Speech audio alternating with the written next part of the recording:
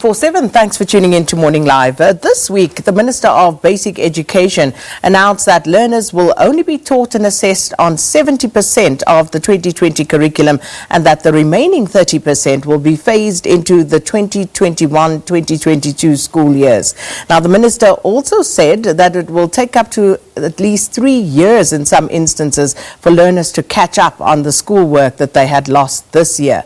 The department also faced more adversity this week when the organisation Equal Education threatened to take legal action against them for missing a court deadline to submit their plans regarding the nutrition program.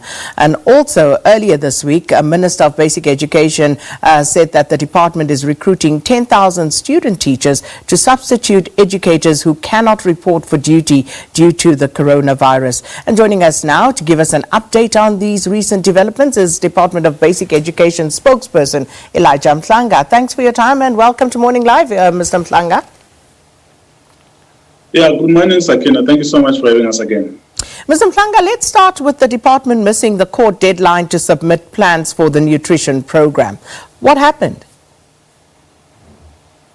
Well, some provinces submitted and others did not, but the process has been ongoing this week and the filing of affidavits has happened. So with regard to those plans and when the department will be ready to actually show those, where are you in that particular process as we speak right now? Well, in those affidavits, that's where you have the plans. What is also important to mention is that the feeding is actually taking place. Yes, we want the plans, but the feeding is. And in our one-on-one engagements with provinces this week, they've been indicating that feeding is taking place, but the numbers remain low, even though there's demand for the feeding in all our provinces. But when we look at the numbers, they're very, very low, and we are trying now to mobilize members of the community, and we need support in this regard to get as many of our beneficiaries as possible to come through to collect their meals. So the plan is there, and we're implementing it. We just need the numbers to increase a little bit. Mr. Mhlanga, I remember, when the whole debate was raging about children going back to school, one of the issues that was mentioned and was actually touted as a reason for reopening schools was that children were actually going hungry because they didn't have access to the school feeding schemes. So with that in mind, why is it then that it seems that the departments were not fully ready to actually roll out the feeding plans? No, the departments were ready, and they were feeding, and they're still feeding now. It was easier to feed the learners who are in school, and a little bit more difficult to feed those that are not back in school yet, because when you're in school, you're coming for learning, and on top of that, you're able to get your meal as well. But if you are not in school, if your grade is not back in school yet, and the only thing that you will be going to school for is to collect your meal, that could discourage some people from going there just to get the meal and go back. But some who really need the meals are going there and are making an effort to go there. But we also tried to simplify the process and said, don't necessarily go back to the school where you are learning or enrolled at. Also approach a school near you so that you go collect there. Maybe that is uncomfortable to some learners because they don't want to go to a place they're not familiar with, but that's an option that's available to them. So the plans are there, and we've always maintained that the infrastructure which we have at our disposal, which enables us to continue with feeding, is the school. So if you come there, then we're able to ensure that we maintain social distancing, we're able to give you a mask, and then safely give you your meal, either a cooked meal or a food parcel to take back home. And we've also encouraged parents and caregivers to accompany their children or their behalf. So that's what we've been trying to do. But of course, we need to raise more awareness on this. And I hope this interview will also help that, we don't want to see a waste of the cooked meals, or we don't want to keep any longer the food parcels are being stolen. Our schools are continuing to be vandalized, and the food items are being taken by criminals at night when no one is there. So there's a lot of complications that are there involved in this. That's why we want cooperation from all our beneficiaries. And of course, Equal Education indicating that they would possibly go back to court if the department doesn't get this particular aspect of the whole schooling system right. Are you concerned about that? And also, once again, Mr. Mhlanga, people will be asking, why does it have to take pressure from outside sources for the department to do what it's supposed to do anyway? No, what we're supposed to do anyway is what we've already been doing. So we are not being forced to do what we're supposed to be doing. It's just that the NGO, in the letter which they've written, they are raising technical issues, some of which we really need to look at, but some of it is what is already happening. I mean, it's not to say that the meals are not there. The meals are there, and we want people to continue to get them, and that's why I'm saying that the numbers are low. So it's a matter of awareness. We just need to encourage people to come collect the meals. I think the issues they're raising them in the context of the court matter, which they're pursuing, and they're free to do so. And the legal people here are considering the letter which they've written, and the response will go back to them. But it's not that we're being forced to feed. We are feeding, and we've always been feeding. And even now, in fact, provinces have actually sent out invitations to people to say, please, school so that they can collect their meals, because we said we want these meals consumed. So there's nothing that we are being forced to do. It's just that they're asking for paperwork. So at the same time that you are feeding, you must also be working on paperwork, and all of those things are being done. Which is, of course, important, because if you're saying the numbers are low, the question then becomes, you say you want learners to consume those meals. So if the meals are not being consumed, just give us a sense of what is actually going on in terms of the service delivery aspect of it, and also the cost to the department, because those who are actually tasked with this feeding, are they actually catering for the whole cohort of children that they are supposed to be feeding at any given point at any particular school, or are they actually just going on the number of children that you currently are seeing, as you saying the numbers are low? Yeah, because the feeding is happening at school, and the food handlers and those that work in that unit prepare the food and expect the beneficiaries to come collect. That's how we've been doing it. But we hope that it will become easier as all the grades return to school.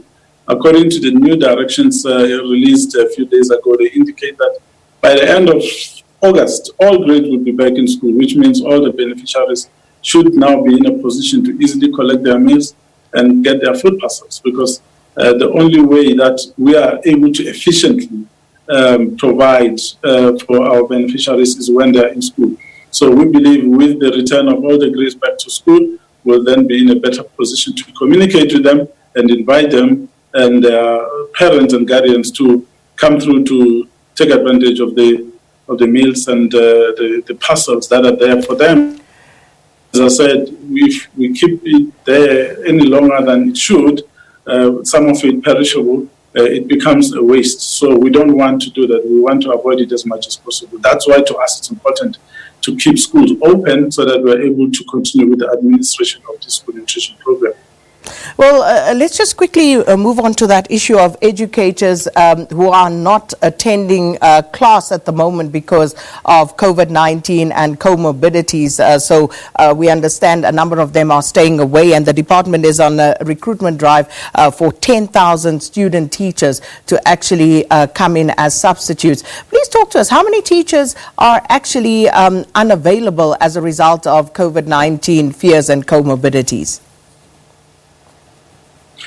Well, at the last count, we had some 25,000 applications, which we are going through. More than half of those have since been approved, and we expect those teachers to continue to be allocated work as they work from home. And in the meantime, the provinces are working hard to ensure that when the grades are all back in school, there's sufficient teachers in front of the children who will be back there, but also those that will be able to provide assistance in terms of administration, preparing work for learners to take home. As you know, that they will be rotating. We will not be able to accommodate all our learners back in school. Social distancing requirement. That means we need to make sure that there's an efficient administration process on the side to ensure that work is prepared for those that will be home.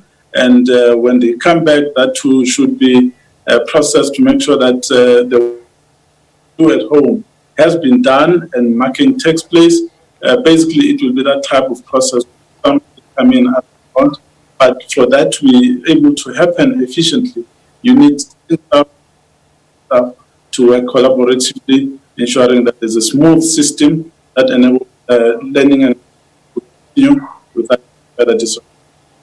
And just a question with regard to that number that you gave us there, Mr. Mhlanga, 25,000 applications, half of which you say you've already approved.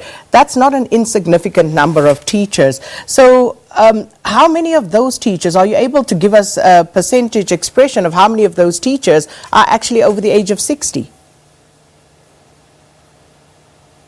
Well, there's a good number of them. Remember that a large majority of our teachers are between the ages of 45 and 55. So those that are in the age 60 it's like about half that number. So we expect that they too would be engaged on other that could be considered. But if they have got comorbidities and are staying at home, we need to see how we assist the system and we assist them to remain gainfully employed or to exit the system without benefits, so that we're able to replace them without anyone being negatively impacted upon. So those are some of the discussions that are currently underway to see what it is that we can do, especially because the coronavirus is still going to be with us for some time. So we need to be creative and innovative on how we resolve these matters so that the system is not negatively impacted upon. And just a final question with regard to the substitute teachers, the learner teacher, trainee teachers, how many of them are already on the job and where exactly are they located? Well, they're in all provinces. Different provinces have to do this. In the Western assistants, in other provinces they're called education assistants, but they're there in provinces because the need for teachers was identified right from the start when we planned for the reopening of schools. So that was a matter that was attended to early on in the system, but you need to make sure that as in this month that we are in, all grades are coming back. We need to move with speed to ensure that no school is left behind because of administrative purposes, administrative issues in regard to the replacement of teachers. So every day, provinces are working hard to make sure that all the gaps are closed. So then teachers in the country have stayed at home, then you'd have the equal number of people to take up those posts to ensure that learning and teaching continues. But where there's a need for more, because there would have been schools who already needed teachers, which means those particular schools would take even more to make sure that there's a smooth operation in the school. Because it's not just about teaching, but they also need teachers who will be able to manage the movement of learners during school hours to ensure that social distancing is maintained, because there's a lot more now we need to look into in terms of health and safety as opposed to focusing on what's happening inside the classroom. So there's a lot of work. That's why the main week that we need everyone and work collaboratively with us, because there's going to be a huge challenge when all the learners are finally back. It is going to be a road, but it's slightly different. We do our part. Well, unfortunately, we're going to have to leave that there because we unfortunately are losing that signal. It's breaking up to Mr. Elijah Mhlanga. But thank you so much, Department of Basic Education spokesperson Elijah Mhlanga, giving us an update on developments regarding schooling. Well, we did say we are very tight this morning, so moving straight